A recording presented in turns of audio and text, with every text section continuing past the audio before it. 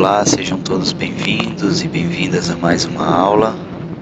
Hoje a gente vai continuar a nossa prática no estudo do texto Yoga Sutras de Patanjali. Esse texto é um texto de extrema importância para o praticante de yoga, para o futuro professor de yoga. E para além desse estudo que a gente está fazendo, escolhendo alguns versos do Yoga Sutras de Patanjali, a gente está vendo as chaves interpretativas desse texto para que no futuro próximo o aluno ou o interessado, quem chegou, se esse vídeo chegar a outras pessoas que têm interesse, para que ele aprenda a trazer a parte prática desse texto, que é um texto muito importante, muito interessante para a gente se inspirar, para que esse texto possa inspirar a nossa prática de yoga. A gente está falando de um yoga integral, de um yoga que respeita a ancestralidade, a história e a filosofia, não deixa de lado isso, mas continua fazendo com que essa prática naturalmente vá se modernizando, como ela vem se modernizando, mas que a gente não deixe de lado essa estrutura que é muito importante. É muito importante, e além de ser muito importante, ela é muito benéfica para um propósito de autoconhecimento, que é o nosso objetivo, para a gente estudar esse texto. Eu vou minimizar aqui para a gente seguir, fazer uma breve recapitulação do que a gente viu na outra aula. A síntese da nossa outra aula foi a meditação. E aí a gente viu que a meditação é um ponto central para o praticante de yoga. Mas, para tanto, a gente precisa desenvolver alguns conceitos que os Sutras de Patanjali vão soltando, vão expondo para a gente ao longo dos sutras, das pequenas frases, Você vê que cada sutra é uma frase, isso aqui não dá uma linha, de um texto. Então ele está falando que essa disciplina, o estudo e a devoção constituem o yoga preliminar, o yoga da ação, Kriya Yoga. Aí no primeiro verso ele já vai dar essa valiosa dica pra gente, que sem a disciplina e sem o estudo e sem a sua aspiração, devoção, Ishvara Pranidhana, a gente não consegue iniciar essa prática. Ou seja, nada vai ser dado pra gente de graça. Você vai promover, através da ascese, ou através da disciplina, ou através da simplicidade, você vai fazer essa promoção de um aspecto que estava sublimado dentro da gente, e esse aspecto ele vai vir para cima. Por exemplo, se a gente está enfermo, o yoga ele não traz a saúde, ele promove a saúde. A saúde estava aqui embaixo, Aí tinha alguma coisa que estava obstruindo a saúde aqui. Através da disciplina, da nossa dedicação, a saúde vai vir aqui. E assim serve para as outras coisas também, Para alguma desordem de ordem mental, algum desequilíbrio mental, físico, etc. E aí o estudo, ou o estudo das escrituras, ou o autoestudo, ele vai falar que é importante, Não adianta, a gente tem que aliar o estudo junto com a prática, para ter um corpo mais volumoso de prática. Ishvara Pranidhana, devoção ao Senhor, Devoção é o momento onde a gente realmente constitui a forma que a gente mais tem as nossas aspirações. É quando a gente observa que existe uma energia maior, existe uma consciência universal em cima dessas manifestações terrenas que a gente está envolvido. E essa é a importante dica que o Sadhanapada 1, no verso 1, o verso da prática, o capítulo da prática, ele fala pra gente. E além desse yoga que a gente vai ver, né, que são coisas muito profundas, que foi feito para cultivar o nirvana, ou samadhi, ou o êxtase, que é a tradução disso, mas também as causas da aflição. O yoga, ele não pensa que o mundo é uma barreira a ser lutada, ser batalhada, e sim é uma energia a ser absorvida. Então quando a gente começa a absorver essa energia divina, essa consciência universal, começa a entender essas particularidades, aí as aflições ou os kleshas, a gente vai aprendendo a lidar com eles, e eles vão saindo da nossa vida. Então, no verso 3, ele vai falar que existem 5 causas da aflição, que é a ignorância espiritual. Então, todas elas estão interligadas uma na outra, né? A asmita, o senso do eu, aquele que a gente pensa que a gente é, que a gente confunde o pleno com o transitório. O apego é a aversão, ou seja, o apego e a ansiedade, né? A gente vai estar sempre se movendo para repudiar ou para se apegar a alguma coisa, e o abhinevesha, que é o apego à coisa material ou apego à vida, e esse esforço, né, esse esforço inútil de prender a vida, né? Então isso é algo que traz a aflição à nossa vida, aflições, né, que são os kleshas. Aí quando a gente aprende a lidar com isso, quando a gente traz uma reflexão, né, sobre esses 5 temas, a gente observa que são temas importantes para a gente trazer à baila, né, e refletir sobre isso nesse caminho para a gente olhar para dentro, né? O que é olhar para dentro? Aqui ele usa essa palavra, né, involução, para ti, para sava.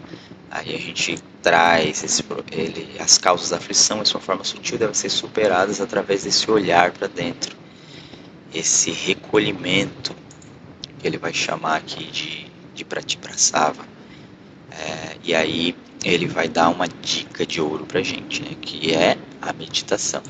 Então, as flutuações dessas causas da aflição devem ser superadas através de dhyana, que é a arte de silenciar a mente.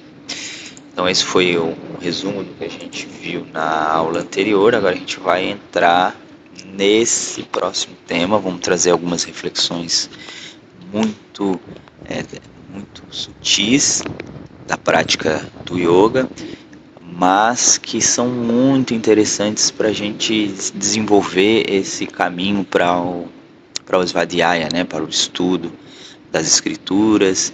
E com certeza, quando a gente está falando de coisa clássica, a gente está falando de legados que a humanidade traz, a gente está falando de coisas que são atuais, até hoje são atuais e servem para a gente fazer esse movimento de olhar para si mesmo, e esse movimento dessa prática, né, que a gente chama de yoga e que a gente gosta muito, a gente tem um carinho especial por essa prática filosófica que é o yoga. E aí a gente vai ver, assim como todo texto antigo, a gente vai ver momentos onde esse conceito ele vai ficar muito sutil, onde a gente não vai ser pouco praticável aqui no nosso momento histórico. Porém ele não vai descredibilizar em função disso. A gente vai olhar sobre uma ótica sem fazer esse anacronismo, né? Sem trazer aquele tempo antigo para cá, mas sim trazer uma revisão e fazer com que esse texto que fez sentido há tanto tempo, ele ainda faz sentido aqui para gente. Apesar de ter mudado a sociedade, ter mudado, a gente está falando de uma cultura diferente da nossa, ocidental, mas que é de muito valor para a gente nessa nossa caminhada, né, de estudantes e praticantes de yoga.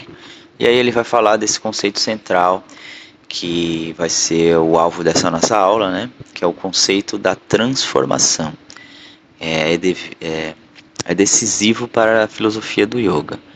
É um desenvolvimento da noção natural de que todas as coisas estão em constante mudança.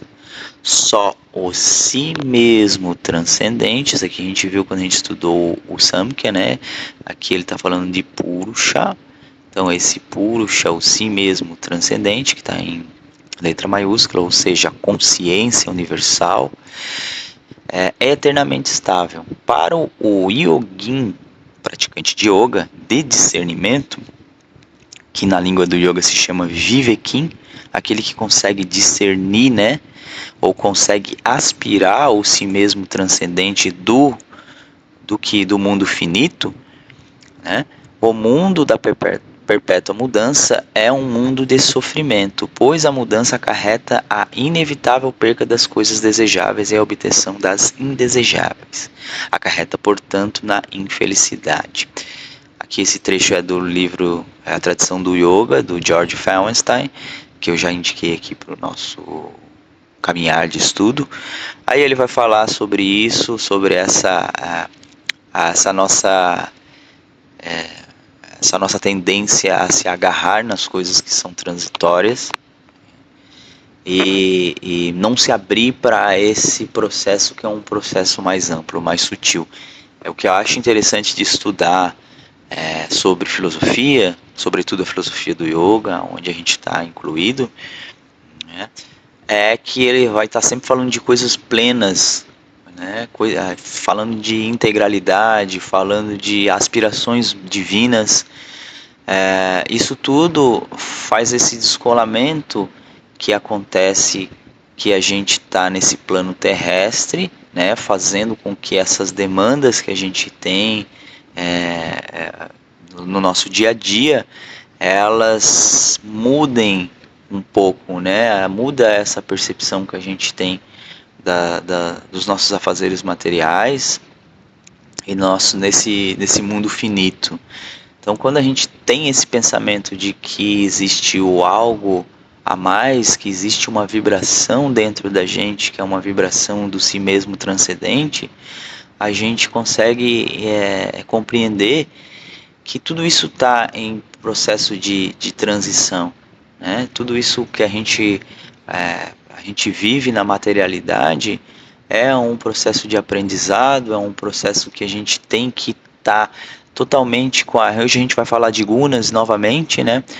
Quanto mais a nossa mente estiver estável, sátvica, que a gente chama, né? Uma mente equilibrada, luminosa, mais a gente vai entender isso, que são processos que acontecem ao nosso redor, e aí não gera esse sofrimento, né? E a gente está falando assim, né, de algo que pode parecer que seja algo espiritual, ou algo que a gente não vai alcançar, mas tudo isso que a gente estudou até agora, incluindo esses primeiros movimentos do Yoga Sutras de Patanjali, a gente vê que enquanto humanidade a gente está sofrendo muito. Então um klesha é um klesha praticamente integral, onde todas essas dicas que o Yoga Sutras de Patanjali nos dá enquanto direcionamento de vida, todas elas são muito valiosas para a gente não desenvolver uma ansiedade, que é a doença do nosso século, ou uma depressão, né, com algum trauma que a gente não conseguiu depurar, não conseguiu transcender, não conseguiu mudar a percepção, não conseguiu pensar mais adiante. Lembra do Abhinivesha que a gente falou? Desse apego à vida, onde a gente não consegue entender que as coisas vão. E a gente não está falando nem da gente, a gente às vezes está falando de hábitos que a gente precisa que eles se transmutem, ou a gente está falando de alguém que estava perto da gente e a gente não entendeu a perca dessa pessoa, seja ela num desencarne, ou seja ela num rompimento de relacionamento. Então, para vocês terem uma ideia de que tudo isso é muito aplicável no nosso dia a dia, é muito, muito aplicável. Aí a gente está falando de coisas que são joias mesmo para a humanidade, né? A gente está falando de coisas muito importantes que ajudam a gente a transcender isso, né? Acarreta, portanto, na infelicidade ali, o George falou no final da frase, né? Então, quando a gente começa a fazer essa inspiração um pouco mais integral, um pouco mais descolada da materialidade, da transitoriedade das coisas, a gente consegue viver uma vida mais plena. E aí na segunda frase aqui, a relação entre o si mesmo, novamente, ela aparece, o si mesmo transcendente, e o mundo, a qual inclui a mente, que não é um aspecto de si mesmo, mas uma parte da natureza. Isso a gente viu quando a gente estudou o Samkhya, né? Quando a gente estudou os tattvas ali, a gente está falando de mente, que é um dos desdobramentos, né, de Purusha, né? Purusha, Prakriti, depois embaixo vem a Manas, vem o Buddhi, né, que é essa mente, e também lá embaixo tem a Manas. São dois tipos de mente, mas enfim, isso a gente já estudou. É bastante real no que se refere à nossa experiência imediata, tá? Então, vamos lá. A relação entre si mesmo transcendente e o mundo. A gente está falando aqui da nossa materialidade, isso que eu acabei de falar ali um pouquinho antes para vocês. Ela é aparentemente real, que se refere à nossa experiência imediata. No entanto, não é realmente real, aqui eu grifei bem com parênteses, pois o si mesmo e a natureza, a gente está falando é de energia e matéria junto, a manifestação da natureza na Terra, né? O si mesmo transcendente, a gente está falando da consciência cósmica, e da natureza a gente está falando de Prakriti, Purusha, Prakriti, são eternamente distintos um do outro. A aparente correlação Samyoga ou identificação errônea entre sujeito transcendente e o mundo objetivo, que se refere à experiência, é devido à ignorância espiritual e deve ser superado. E aqui até deixei esse paralelo para a gente, até alertei um pouco antes da nossa aula, né? Que é o Yoga Sutra de Patanjali. Ele vai falar de, como eu falei nas primeiras aulas ali, para iniciáticas, né, de introdução, e os sutras ele tá regendo práticas espirituais muito específicas, aonde o estudante ou o praticante ele quer realmente chegar a esse conhecimento, ele quer chegar ao samadhi, ele quer chegar à iluminação ou êxtase, né? Então ele vai falar que essa manifestação da Terra, isso tudo que acontece aqui e todos esses karmas que a gente tem que queimar, a gente deve negar, né? Existe uma negação disso. Então isso é uma chave interpretativa de um estudo específico, onde pessoas fizeram isso quase como a vida inteira fazendo isso, né?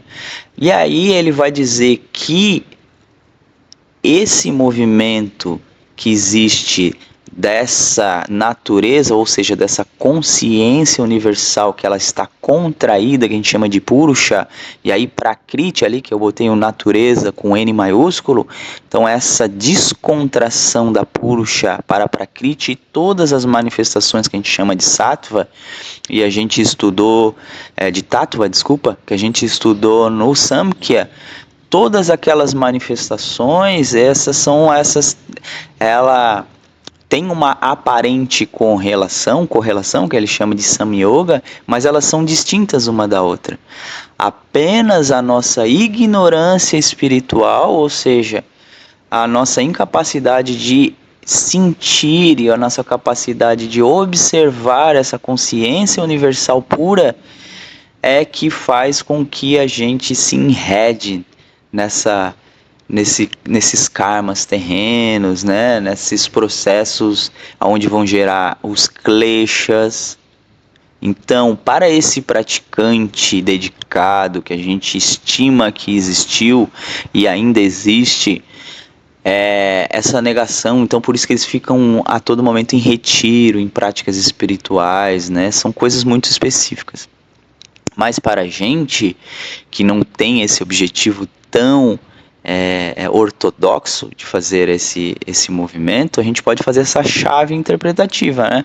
A gente observa que os nossos processos materiais na natureza, na Prakriti, elas são um processo para a gente entender que existe isso, né? Que é um processo que a gente vai estar ali, a gente está na batalha, na luta, mas que a gente tem essa aspiração mais plena. E o que impede de a gente sentir essa aspiração mais plena,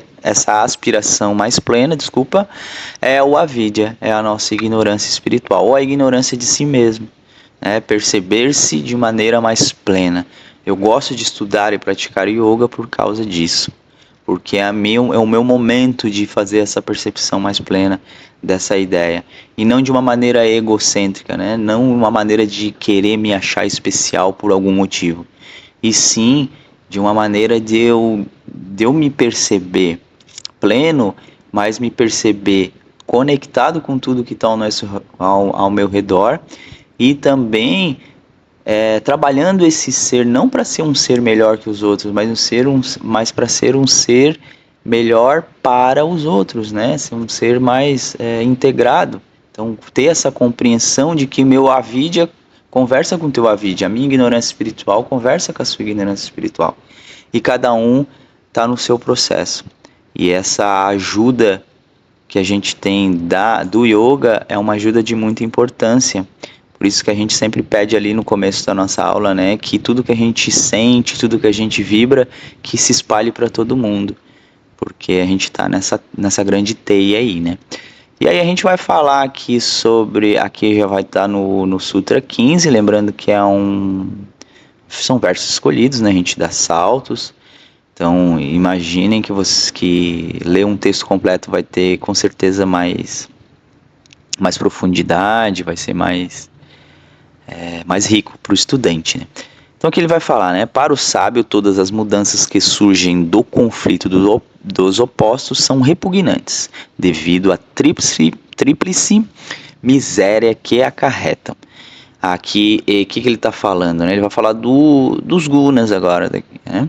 Então aqui o Sutra afirma que o sábio considera todas as modificações que surgem do conflito dos gunas e vritis como totalmente sem sentido e geradoras de sofrimento. Aí eu vou traduzir para vocês, né? Gunas a gente já viu em alguns momentos, a gente já viu no Samkhya, a gente já viu lá no início da nossa prática, quando a gente está falando dos Vedas, a gente já viu também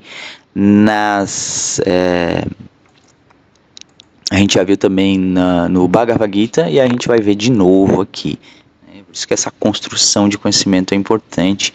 E se eu estiver falando gunas agora para vocês estiverem com um ponto de interrogação, é super normal. Porque até isso, até a gente trazer isso para uma consciência mental e depois para uma consciência prática na nossa vida, né, e vivencial, são processos que vão acontecendo. E essa reminiscência, essa repetição, ela é super necessária para a gente fixar isso, e o mais importante, né, que decorar as coisas não vai fazer sentido nenhum. A gente vai ficar em um universo de intelectualismo que não vai ter serventia nenhuma. O interessante é a gente fazer com que esse processo seja um processo de entendimento e de prática, tá? Então agora a gente vai ver aqui, ó, o Sutra refere-se à tríplice miséria como, né, o conflito, tá, gente, entre gunas, aqui, ó, gunas e vritis. O que são vritis?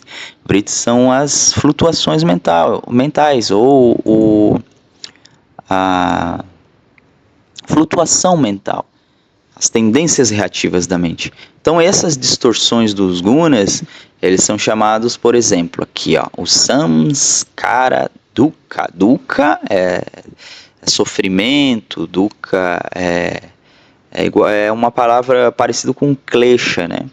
Sukha é leveza e dukkha é dureza, coisas ásperas, né? Então samskara dukkha é a distorção causada pelas tendências inatas que manifestadamente se referem a tamas. Então a gente está vendo tamas. O que é tamas? O tamas vai referir à inércia, né? Então a distorção de tamas, ela causa esse dukkha, ela causa esse atrito, que a gente chama de samskara. Lembra do sansara, a roda do nascimento e morte? Sanskara é bem parecido, só porque na vida terrena, né? Então quando a gente está parado na vida terrena, na vida material, a gente, em vez de transcender esse tamas, que é uma das manifestações da Prakriti necessária para esse movimento acontecer, mas quando ele está nesse conflito entre gunas e vritis, né, preguiça mental ou tendência mental, a gente tem essa preguiça de fazer essa atividade. Ou seja, sanskara é uma roda, só porque é uma roda de aprendizado, alguma coisa que tu não aprendeu. Dando um exemplo, você foi lá e bebeu enquanto dirigiu, né? Tomou bebida alcoólica e dirigiu. Aconteceu de você travar os pneus para dar uma freada, coisa que você não faz sóbrio. Então isso foi um aprendizado ali para ti, mas se a sua mente está em preguiça, ela não vai raciocinar isso. Ela está em sanskara dukkha, ela não vai raciocinar isso. O que ela vai acontecer? Você vai repetir isso, porque o fritar de pneus não foi nada. Aí a segunda vez que acontecer, a roda vai vir, você vai beber, você vai dirigir, aí você vai, sei lá, atropelar alguma coisa, um animal, né? Aí já foi uma coisa meio trágica, né? Mas quebrou o seu carro. E aí você mesmo assim não aprendeu. E aí a gente já sabe onde é que vai chegar essa história, né? Então isso é um dukkha, isso aí a vida é um sofrimento, né? É uma coisa que a gente que está em distorção. A gente não se a avidya, né, que é a ignorância, a gente não se abre para essa sabedoria maior. E a gente está falando de tapa dukkha, que deve ser a febril atividade de rajas, distorcido pela intervenção da mente.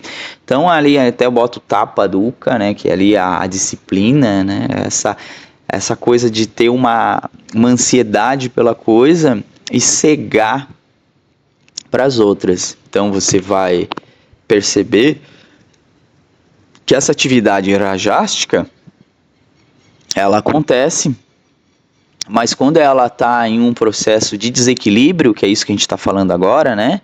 Quando esses conflitos, né, entre os vritis e os gunas acontecem, eles estão em desequilíbrio, o rajas ele vira uma ansiedade, né? Então você vai lá para alcançar o seu objetivo, você vai passar por cima de tudo e de todos, e vai fazer custa o que custar, e vai abrir mão de um monte de coisas, às vezes até de um casamento, às vezes de um relacionamento ou de uma amizade verdadeira, a fim de alcançar esse objetivo, que é um objetivo material, né? Um objetivo que não visa a integralidade, a espiritualidade. E aí se vai gerar, consequentemente, né, esse conflito dos opostos são repugnantes, né? Essa aí a gente tem que evitar a todo custo, esse desequilíbrio aconteça. E aí o parinama, a distorção no funcionamento de sattva, que o sattva é o guna mais luminoso, mas também quando a gente está distorcido em sattva, a gente começa o ego às vezes começa a nos sabotar, né? E a gente achar que é melhor, enfim, que a gente consegue fazer reflexões, que a nossa mente funciona, a gente começa a ter aversão aí aos nossos irmãos, né? Começa a rolar críticas muito ácidas, e aí isso só vai alimentar esse ego. Então todas elas, né, inclusive o sattva, ele tem distorções, né? Às vezes a gente não fala muito do sattva, fala mais do rajas e do tamas, mas o sattva é o mais difícil de perceber, assim, né? Às vezes a gente entra numa onda de intelectualismo, de soberba intelectual ou essa bagagem espiritual, entre aspas, que a gente vai adquirindo, né? Essa sutilização do nosso ser acaba fazendo com que a gente não gere um processo de compaixão, de olhar para o próximo, como cada um está em um processo de evolução ou aperfeiçoamento, que é melhor, eu gosto mais de usar essa frase do que evolução, e aí a gente entra numa soberba, né? Então existe muito isso no mundo da espiritualidade, muitos mestres que até agridem os seus né, discípulos, seus alunos, né, em função de que o ego passou muito para cima. Isso é um desequilíbrio em sattva, que eu acabei de falar ali para vocês. Então aqui a gente vai para o verso 18, o que é visto natureza, ou seja, prakriti, tem um caráter de luminosidade, Aqui ele vai falar do gunas de novo, é até bom vocês pontuarem se vocês estiverem aqui, porque no Bhagavad Gita ele usa outra nomenclatura, né? No Yoga Sutra de Patanjali ele vai usar o caráter de luminosidade, que é o sattva, acabei de falar ali para vocês. Aqui de atividade, que é o quê? Rajas, e de inércia, que é o tamas. Então tá falando de gunas aqui, tá? O que é visto na natureza tem esses 3 gunas. Está incorporado nos elementos e órgãos dos sentidos e suas finalidades são fruição, que é sentir, sensação, ou a emancipação. Então a gente vai ver sobre o sentir, a fruição, que é aquele conflito entre vritis e gunas, onde a gente distorce tudo, a gente usa essa força da natureza em exclusividade para fazer com que a gente sacie alguma tendência reativa distorcida dentro da gente, ou seja, uma atividade desenfreada, ou uma preguiça mental, né? Ou a gente vai ver daqui a pouco as características dos gunas distorcidos, né? Que a gente acabou de ver ali. Então ele está falando sobre isso. Ou você tem a capacidade de se emancipar, você conseguir perceber os gunas como eles agem, né? Nessa natureza fenomenal, que é essa descompressão de Purusha, que vai se manifestando na natureza, por isso que a gente bota ali natureza com letra maiúscula, que é esse Tattvas, são essas manifestações, né, dessa energia divina, primordial. E aí quando a gente observa isso, né, você se emancipa, a gente chama isso de nirguna, né, a gente se emancipou a esses processos da natureza. Então eu vou ler aqui para vocês entenderem um pouco mais de profundidade o que Patanjali quis passar nesse verso 18. A natureza na forma da mente humana tem 2 tendências. Por um lado é feita de bhoga ou fruição, que implica em um sujeito egóico, que é o polo passivo de acontecimentos desejáveis ou indesejáveis. A gente está falando daquilo que a gente acabou de ver no verso anterior. Por outro lado, também permite processos que levam à transcendência desse ego e de todas as experiências. Isso implica pela doutrina dos 3 gunas, ou componentes da natureza. Enquanto as qualidades da atividade, que são rajas, e da inércia, tamas, tendem a preservar a ilusão egóica, a predominância do fator lúcido, que é sattva, cria as condições necessárias para a libertação. Por isso, o yogin deve cultivar as condições e estados sáttvicos, ou seja, o estado luminoso, o guna luminoso, o guna do equilíbrio. Porque o rajas é a da atividade, a gente acabou de ver ali, né? Se a gente cultivar esse guna aqui, a gente vai incorrer em uma ilusão egóica. E aí o tamas, que é a inércia, que é a preguiça, que é a incapacidade de perceber as coisas com mais profundidade, tudo isso com certeza vai ser um movimento onde vai deixar a gente cada vez mais enredado, cada vez mais em klesha, né? Em desenvolvimento de sofrimento. Quando a gente começa a predominar em sentimentos sáttvicos, que são sentimentos de equilíbrio, a ideia é que a gente cultive esse estado. Como que a gente vai cultivar o estado sáttvico? Praticando yoga é uma das maneiras mais eficientes, né, na minha visão, na minha leitura, de cultivar esse estado sáttico, né? Eu, enquanto professor de yoga, tive várias experiências, né, de alunos até, inclusive nas minhas práticas, onde a pessoa chega às vezes com um estado, às vezes é um estado até físico, patológico, tipo, já dei aulas e dou aulas para pessoas que têm fibromialgia, onde elas chegam em crise, né, crise de atividade, dor, né, uma coisa que o corpo está ali fazendo uma resposta e sai sem dor, e aquilo ali ainda dá um respaldo para alguns dias na vida da pessoa. Então ela desenvolveu um estado sáttvico. Então ela criou condição para isso. Lembra lá no início da nossa aula que eu falei de promoção dos nossos estados, promoção, a saúde ela está lá embaixo e você promoveu a saúde e ela agora virou outra, ela está em cima, então você promoveu um estado. Por exemplo, você chega numa prática de yoga, eu dou aula bem cedinho, é normal a pessoa chegar meio tamásica, né? Meio na preguicinha, né? Aquela energia ainda não despertou, mas ela sai, é via de regra, né? O yoga não é uma mágica, não é um passe de mágica. Hein? Tem dias que são mais, que a gente transcende, outros não, mas enfim. Ela promoveu o estado, ela como dizer, uma condição sáttvica, uma condição de equilíbrio. E às vezes a pessoa chega no aceleramento, acabou de acontecer um sinistro na vida dela, uma ocasião muito preocupante, ela tem que resolver isso depois da aula de yoga. Aí ela sai, faz as meditações, né? O corpo vai alongando ali nas posturas, faz o relaxamento, ela promoveu um estado sáttvico. Então, independente de como tu chega, o yoga sempre vai promover isso, sempre vai promover essa emancipação que a gente está falando ali, né?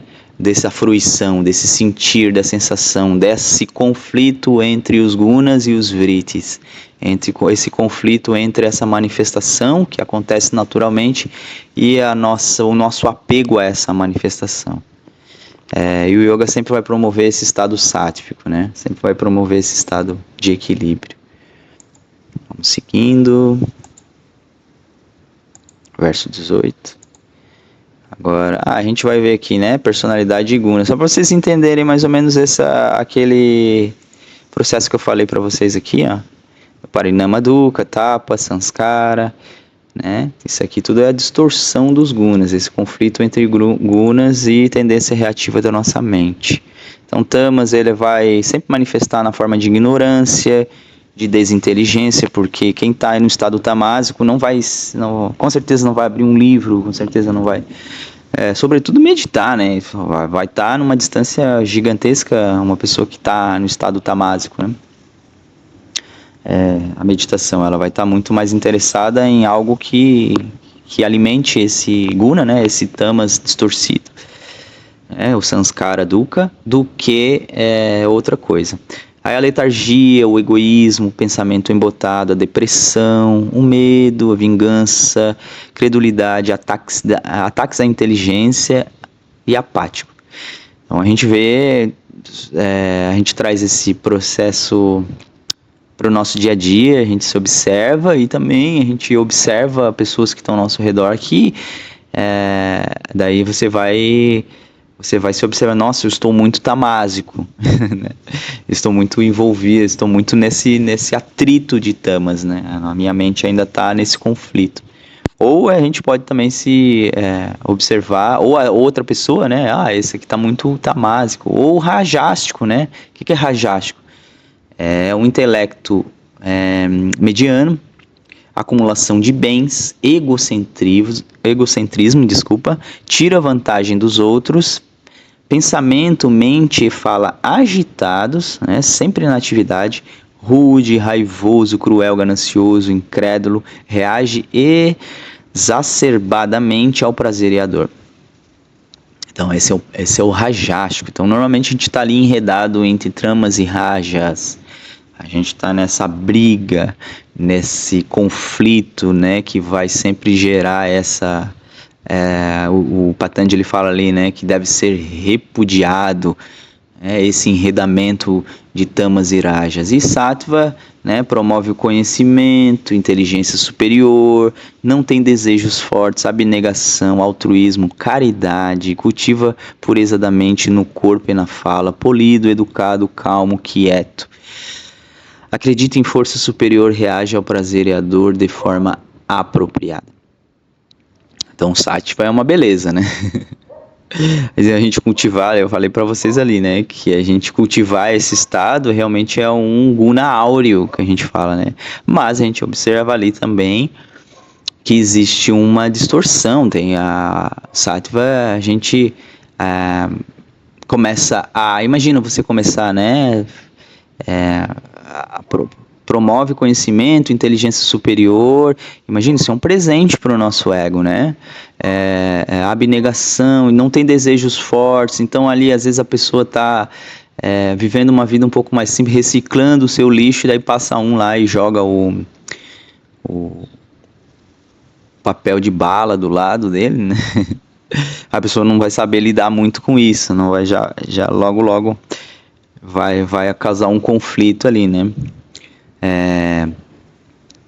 Enfim, uma pessoa que está sempre cultivando isso, também tem como ele estar em desequilíbrio sáttvica, porém ele é mais sutil, né? Isso aqui a gente consegue perceber porque a gente já vai estar o tamas e o rajas trabalhado para chegar nesse estado de sattva, e aí tá com um ego mais depurado, né? Tem um entendimento um pouco mais claro da vida, mas ali o Sutras diz, né?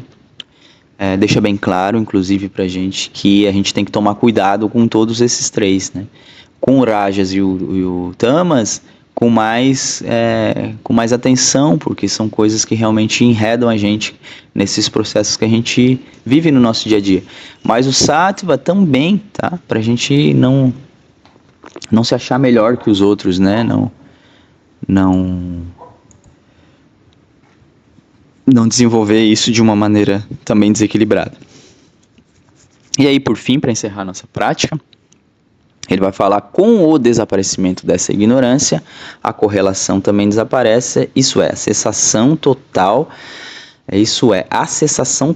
a solidão, que a gente chama de Kaivalya, da pura potência da visão. Aí eu vou traduzir isso para vocês, tá? Porque isso aqui é um sutra bem sutil, né? Então, ele está falando com o desaparecimento da ignorância, né? Ignorância espiritual, avidya, a correlação também desaparece. Então, o que ele está falando? Está falando desse conflito dos gunas que desaparece. E aí existe o Kaivalya, que a Kaivalya é libertação, né? Aqui ele usa a palavra solidão ou solitude, ele vai falar de um recolhimento. Ele vai falar dessa visão interna, né? Dessa visão interna, o praticante, ele é capaz de encontrar essa manifestação primeva, essa purusha, através desse recolhimento. Então, o que ele quis dizer nesse sutra em resumo, né? Que o avidya, o desaparecimento de avidya, faz com que os gunas, a gente se emancipe aos gunas, e esse recolhimento vai fazer com que a gente enxergue esse eu maior que existe dentro da gente. Para a gente perceber isso, e agora a gente vai entrar num lugar que é bem interessante, porque é muito falado isso no nosso dia a dia, né? A gente vai falar de momento presente, né? De discernimento. Então ele vai deixar isso para a gente, né? Porque o meio de alcançar a sensação é a ininterrupta visão do discernimento, ou seja, o Viveka Kriyati. O que ele está falando aqui de Viveka Kriyati? Ele está falando de momento presente. Então, visão de discernimento ou Viveka Kriyati é o momento presente, o aqui, o agora, tá? Então, o que ele fala? O que o Patanjali fala aqui? O Patanjali afirma que alguém estabelecido no yoga sabe como viver no presente com uma inteireza que não depende absolutamente de qualquer futuro. Viver no presente é realmente de importância fundamental. Meditação é viver no presente, no momento presente, sem passado nem futuro, apenas esse exato momento. É no aqui e no agora que a vida aflora. Bem bonita essa frase, né? Então, quando a gente fala disso, minha cachorrinha está aí vivendo no momento presente, fazendo a função dela, que é latir, cuidar do terreno. E a gente está falando disso, né? Alcançar esse discernimento que existe esse movimento que está ao nosso redor, mas que existe esse algo pleno, esse momento presente onde a gente se emancipou. Quando a gente está no presente, a gente fica totalmente absorvido no agora, no aqui e no agora. E a gente desenvolve isso. E aí o Vivekim, que a gente falou lá no início, né? Aquele que consegue discernir entre esse movimento que acontece, que vai acontecer, e esse discernimento ele toma uma maturidade tão grande quando a gente começa a praticar yoga. E quando a gente começa a praticar yoga e a gente começa a desenvolver a meditação, a gente começa a meditação é viver o quê? No momento presente, sem passado, sem um enredamento em tamas, sem futuro, que é um enredamento em rajas, apenas o exato momento, apenas o estado sáttvico de equilíbrio. Então, é no aqui e agora que a vida aflora. A gente aprende a ter mais presença, né? Sem projetar muito, sem se apegar. Usar esses gunas é normal, tá, gente? Eu não estou dizendo que a gente vai viver no momento presente o tempo inteiro. A gente precisa fazer nossas projeções, né? Imagina como é que vou fazer uma casa. Não vai projetar a casa, né? Tu vai desenvolver um estado rajástico, né? Para fazer esse desenvolvimento da casa no papel. E aí tu vai lá e vai fazer a construção e vai acontecer, vai acabar. Então existe essa atividade, mas aí você passar, você desenvolver isso de uma maneira desequilibrada, aí vai gerar atrito desde quando você começou a fazer o seu projeto. Na construção mesmo, né, a pessoa vai estar lá com tempo para fazer a sua obra e você vai estar ali querendo que a obra seja mais rápida do que o normal. É só para deixar claro, tá, que o Rajas, o Tamas, o Sattva, eles são necessários, eles são manifestações.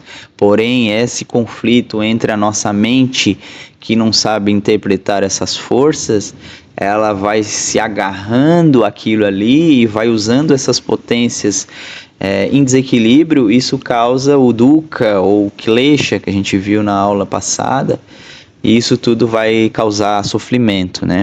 E aí, como o Patanjali afirmou pra gente, o yoga, além de... ele tem esse objetivo de cultivar o êxtase, mas ele tem também esse objetivo de atenuar os kleshas, atenuar o sofrimento. A gente viver uma vida mais presente, com mais presença. E aí o momento presente, ou seja, a prática meditativa levado ao seu esforço máximo, é viver com a Kriyati, é momento presente. Então, só para vocês entenderem que essa palavra momento presente, que tá bem batida hoje, né? Viver no momento presente, ela tem um contexto muito interessante que às vezes passa batido, né? A gente acha que viver no momento presente é uma coisa assim que vai vindo uma hora para outra e não vai precisar de etapas, né? Não vai precisar de estudo, não vai precisar de uma aspiração maior. Tudo isso precisa para que a gente para que a gente possa sentir um pouco isso, um pouco do que se fala, né? Desse tal momento presente, desse tal viver que é Kriyati. Tá bom? Era isso que eu queria passar para vocês hoje. A gente vai ter mais uma aula, mais uma prática desse capítulo, né? Do capítulo da prática, na próxima semana. Eu espero vocês. Eu agradeço a presença de todos e de todas e até mais. Namastê.